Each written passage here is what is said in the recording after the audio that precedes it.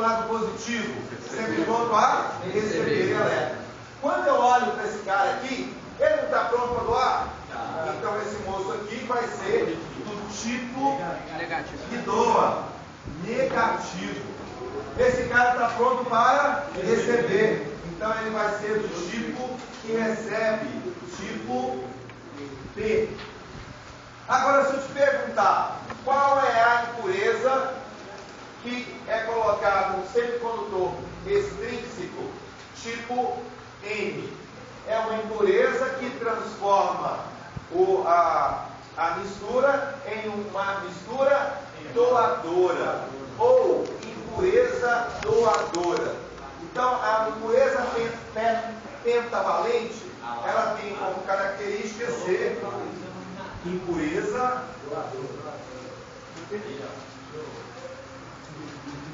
doadora. Certo? Em compensação, a impureza trivalente, que dá sempre um espaço, vai ser tratada como impureza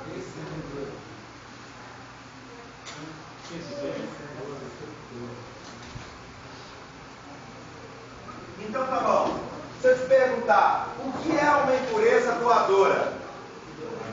Boa noite.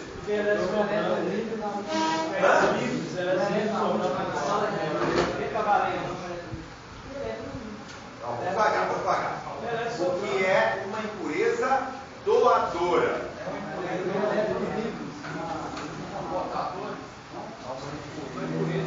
Elétrons livres. Quem é impureza nessa história? São átomos. Olha só, presta atenção. Impurezas são átomos diferentes do átomo do cristal. Então seria o átomo. Então a impureza doadora pode ser elétron? Não. Pode ser lacuna? Não. Quem são as impurezas doadoras? São impurezas que, quando misturadas no cristal intrínseco, formam um semicondutor extrínseco do tipo N, porque ela está doando. Então, quem são agora? Uma coisa é quem é a impureza doadora.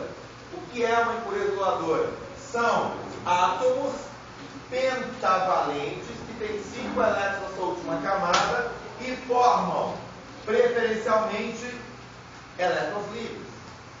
O que é uma impureza doadora?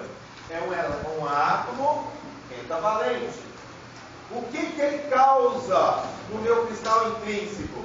Ele transforma em cristal extrínseco do tipo N. Vontade. Então, se eu te perguntar, o que é uma impureza recebedora? É um átomo trivalente. É um átomo trivalente que tende a formar o quê? Lacunas. Está claro isso, gente? Tá? É essa informação que normalmente eu peço na prova, vocês misturam. A gente acabou de escrever o que era átomo, na hora que eu perguntei, o Mãe falou assim, é elétron? Não é elétron. Tá? Agora, o que são elétrons e lacunas? A lacuna é o buraco. E o elétron é para preencher a lacuna. A lacuna é o espaço deixado pelo elétron. Livres e lacunas. Quando ele sai da camada. A lacuna é o espaço deixado pelo elétron depois que ele sai da camada de valência e passa. Tá, eu não perguntei, a pergunta na verdade não é o que é a lacuna e o que é o elétron. O que são elétrons e lacunas? São portadores de eletricidade. Esse cara só conduz se tiver elétrons livres e lacunas. Está claro isso, gente? É importante vocês determinarem o que significa. Beleza? Deixa eu ver. Estou aproveitando para fazer a revisão. Já para ele pode entrar em outro, fica mais fácil para vocês. Então a gente já decidiu que esse cara aqui é lacuna, esse cara aqui é trivalente, impureza recebedora, impureza doadora, esse cara forma elétrons livres. Beleza. Formamos o nosso estrutura tipo P e tipo N. É um semicondutor exístico do tipo P e um semicondutor exístico do tipo N. P e N. Tá? Beleza. Olha só, gente. A partir desse cara, vou pagar esse pedaço de fósforo? Ou tem alguém que está copiando? Pode pagar? Pode. Tranquilo? tipo agora, eu estou fazendo uma revisão de terça-feira para que a gente possa nivelar todo mundo e continuar a partir de agora. Gente, por que eu tinha que fazer isso aqui? Quando, tá? Você tem que entender o que é eletrônica. A gente falou no dia da primeira aula que eletricidade é o quê? O que é eletricidade? Tá? O que é a teoria? O que é a disciplina eletricidade? É a matéria que vai estudar produção, geração, transmissão e utilização da energia elétrica. Quando eu falo o que é eletrônica, é a manipulação da eletricidade. Eu comentei com vocês que quando eles fizeram o primeiro processo que a gente tinha, não era eletrônica, era eletromecânica, tá? Só para vocês terem uma ideia, até se localizar no espaço, agora deixa eu sair o barulho. Então, olha só, vocês imaginam o seguinte, gente, as primeiras máquinas que tinham não eram eletrônicas, elas eram eletromecânicas. Como que funciona a eletromecânica? Você imagina que eu tenho uma esteira, tá? Essa esteira aqui. E eu tenho que eu preciso que durante o processo da minha esteira aconteça o seguinte. Vou colocar a esteira aqui, pezinho bonitinho, não vai enxergar. Beleza? Imagina que é a esteira, tá?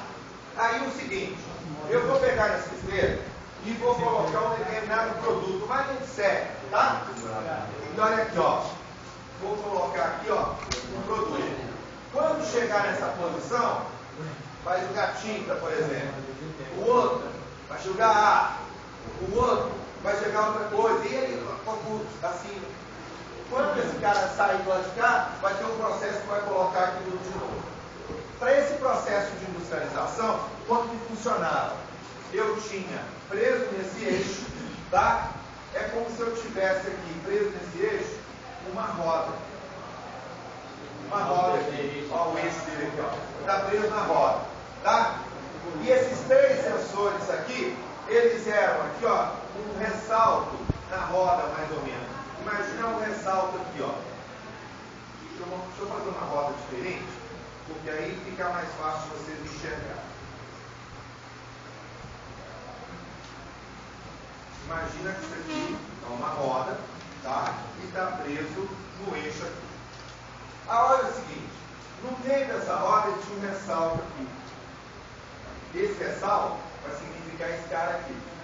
Tinha um outro ressalto aqui, que vai representar esse cara aqui. E tinha um outro ressalto aqui. Só que isso aqui, quando você olha de lado, é como se ele fosse... Desculpa, gente, peraí.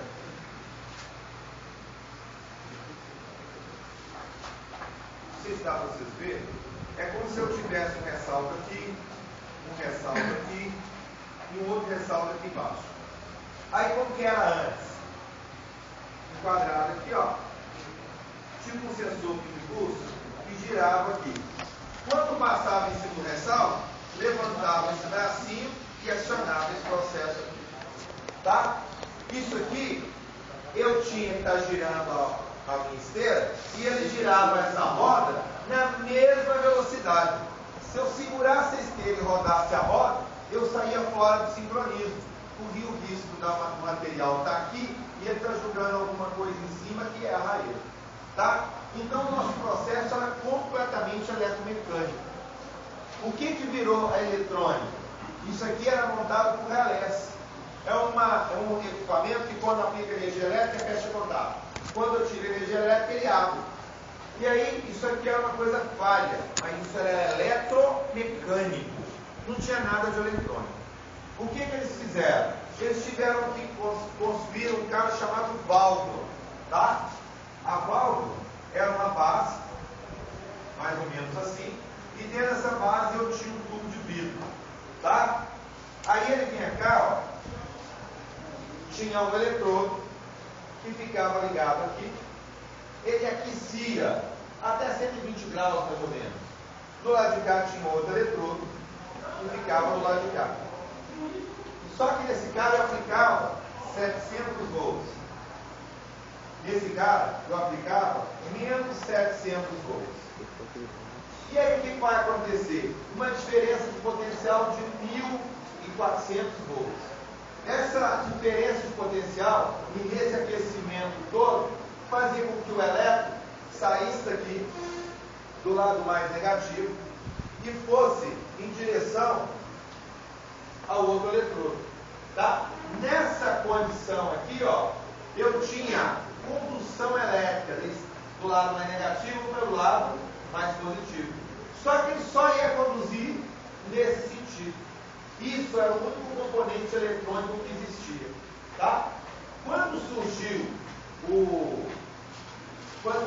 semicondutor, eles conseguiram imaginar que o semicondutor conseguisse repetir essa mesma situação. E qual que era a grande vantagem? Ele não trabalharia com grandes tensões como a válvula, e a outra, melhor, esse cara trabalhava com 120 graus. Vocês viram que a maior temperatura do nosso semicondutor era a temperatura ambiente? Então a ideia era construir um equipamento que substituísse esse moço aqui. Tá? Como era uma válvula com 2 eletrodos, a gente dizia que era uma diodo. Tá? Só que era um diodo valvulado. Com o surgimento do nosso semicondutor, apareceu então o diodo semicondutor.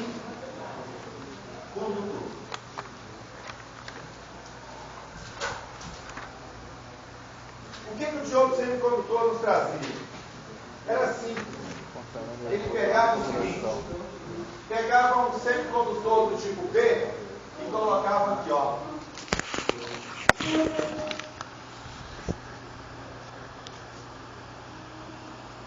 Qual a característica elétrica do semicondutor tipo B? O que ele tem de majoritário? Lacunas, não é? Tipo B, ó. B, lacunas. Então ele vai ter um monte de espaços vagos aqui dentro da minha estrutura. Tá? Eu diminuir essa estrutura, senão fica fazendo bolinha aqui a noite inteira. Vai.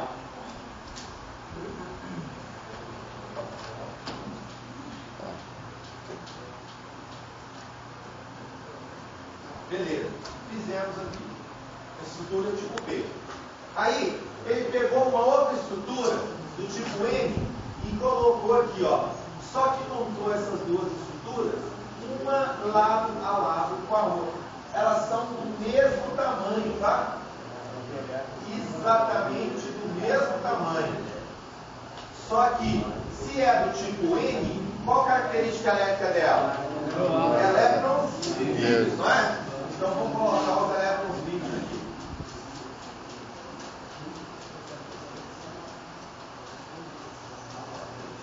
Mesmo tamanho, mesma quantidade de dopagem.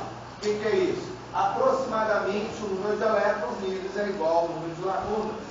Tá bom? E olha só o que aconteceu, gente.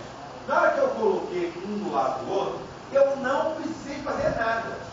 Mas o elétron por si só, ele vai tentar, quando ele viu a lacuna, ele fica louco, tentado a lá ocupar o espaço e fazer um processo de recombinação. Tá? Só que aqui, no elétron locomover, eu teria que ter um circuito fechado. Concorda? Porque ele tem que movimentar